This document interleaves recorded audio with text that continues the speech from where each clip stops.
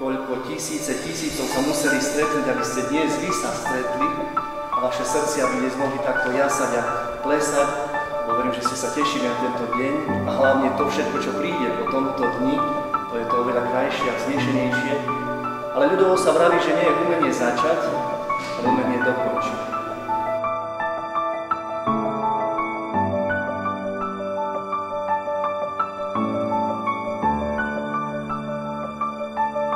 Tiež máte nejakú históriu, tak ako Pepa Do, poznáme to? Pepa Do, ako Nikolka, Lacko a bohoslovec Kamil, keď chodili nám hrávať na Vianoce, mnohí nám rozveseľovali srdcia. Tak aj táto história vás priviedla dnes k tomu, lebo máte spoločne radi Pána Boha a svojich rodičov a príbuzných, máte radi hudbu.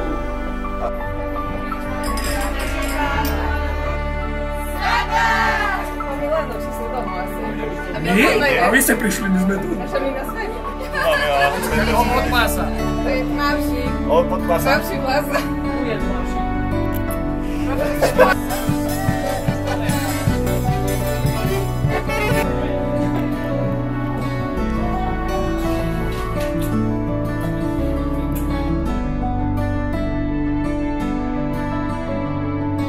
Sú rôzne notičky, noty a všetko to vytvára akýsi súzvuk. Salačania majú na to veľmi krásne slovíčko, ktoré som sa učil dlhé roky, kým som tu bol na základke, a sa to volá nie harmónia, ani nie akýsi súzvuk, ale volá sa to slovíčko, viete ako? Teraz mi vypadlo.